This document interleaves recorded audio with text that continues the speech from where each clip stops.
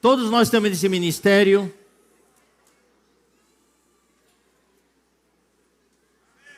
Mas nós não estamos correndo sozinhos. Precisamos nos dar conta que estamos correndo juntos. Um ajudando o outro.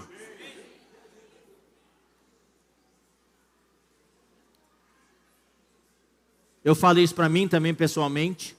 Quero falar para todos os irmãos líderes, as irmãs que também exercem liderança entre as irmãs, os irmãos que servem, as irmãs que servem, os cooperadores jovens, os obreiros jovens, os comportores, os ceapistas, todos nós que servimos. A nossa vida hoje está muito atribulada. Tem as questões pessoais, que a gente chama de problemas. Se você for esperar acabar os seus problemas para servir a Deus, eu digo para você, nunca vai acabar. Uma vez eu ouvi uma pregação de um pastor, aquilo eu guardei para mim. Você está em 3 situações. Você está no meio de um grande problema. E está pedindo a Deus para sair desse problema. Segunda situação. Você está saindo de um problema. Glória a Deus. Mas daí você está numa terceira situação. Você está entrando num novo problema.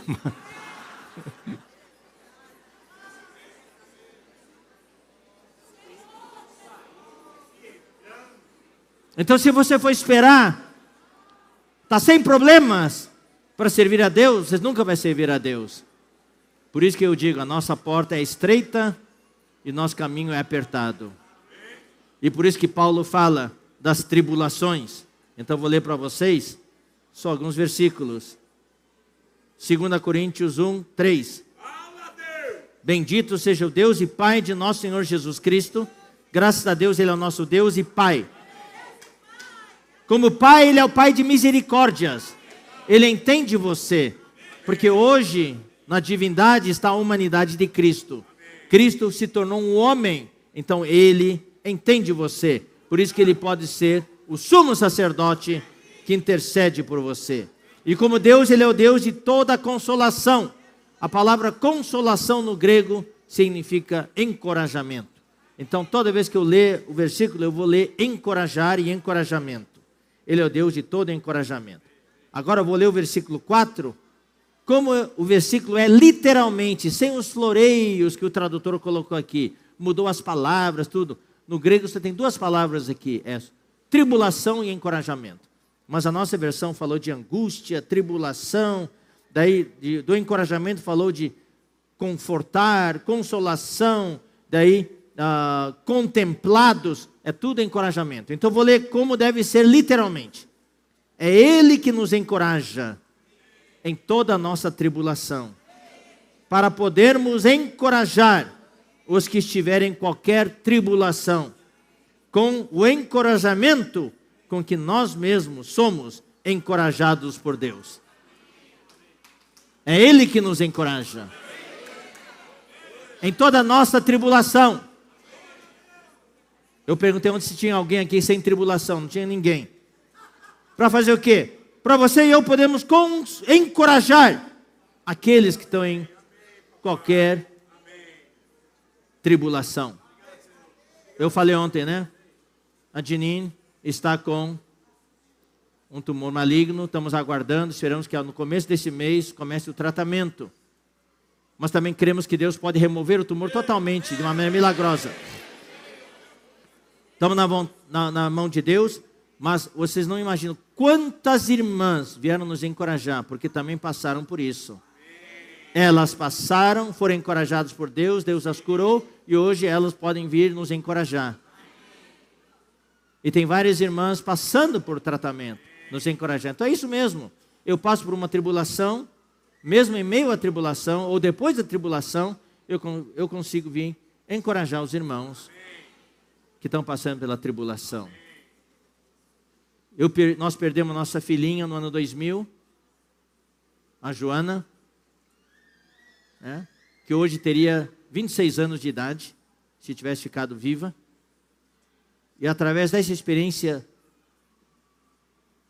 forte que nós tivemos, muito sofrimento, nós pudemos encorajar ao longo desses últimos anos muitos irmãos que perderam filhos.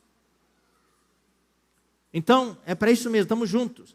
Daí, desde o versículo 4 até o versículo 7, só fala de sofrimento, tribulação, encorajamento, sofrimento, tribulação. Daí, vem o versículo 8. Porque não queremos, irmãos, que vocês ignorem a natureza da tribulação que nos sobreveio na Ásia. Porquanto foi acima das nossas forças, a gente não conseguiu aguentar. A ponto de desesperarmos até da própria vida. Eles perderam a esperança de viver.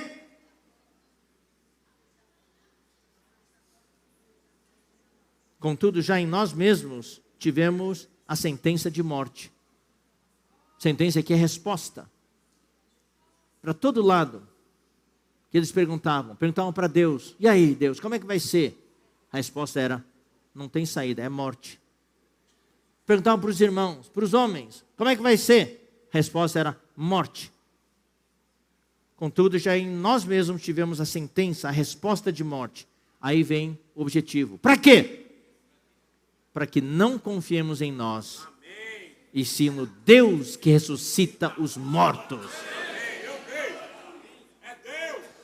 Como ministro da nova aliança, Deus quer ser o Deus que ressuscita os mortos para você.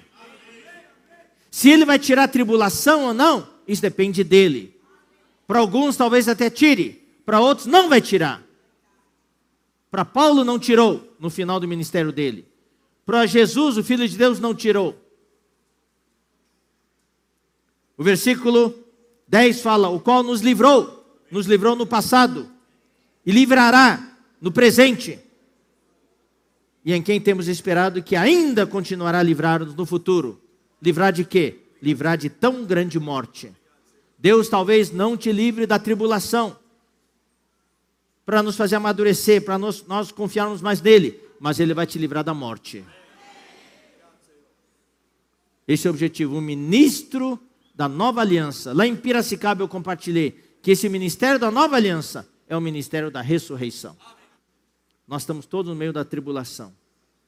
Tem situações familiares, situações de trabalho, situações de enfermidade, problema de saúde, problema de relacionamentos, entre irmãos, entre os vizinhos, na vida da igreja. Muitas vezes a situação da igreja talvez não esteja tão boa, há conflitos, há certas divisões dentro da igreja, e a rivalidade dentro da igreja, tudo isso nos leva a sofrer. E isso nos desgasta. E nós temos muitas vezes tendência a querer fazer de tudo. Então daqui a pouco um irmão que é bem capaz começa a fazer de tudo. Tudo está na mão dele. Daí ele começa a ficar cansado. Daí vem o esgotamento. Hoje muitos líderes cristãos tiveram de se ausentar do seu ministério para se tratar. Esgotamento nervoso, esgotamento emocional. Irmão, nós temos que entender que essa corrida não é particular, não é individual. Nós estamos correndo juntos. E esse ministério não é uma coisa só minha. Eu tenho parte nesse ministério. Mas esse ministério é coletivo. Esse é o ministério da nova aliança. Estamos todos trabalhando juntos. Vamos aprender, irmãos, a carregar as cargas um do outro. A cuidar um do outro. A orar um pelo outro. Menos críticas um ao outro. Menos cobranças. E você, querido irmão, querida irmã que serve, pare de cobrar de si mesmo também. Às vezes você acha que os irmãos estão cobrando de você, mas a verdade é você que está se cobrando de si. Isso pouco a pouco vai afundando você. Você perde a alegria de servir. Perde a vontade. Você perde visão da causa.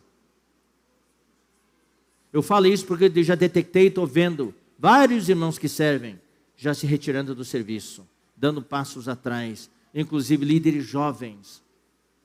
Não tem aquela estrutura, mas querem fazer muito. Porque hoje os jovens são muito capazes. Tem toda a tecnologia na ponta dos dedos. Então acho que pode fazer de tudo. E falta ainda o crescimento em vida. Falta ainda a lição da cruz.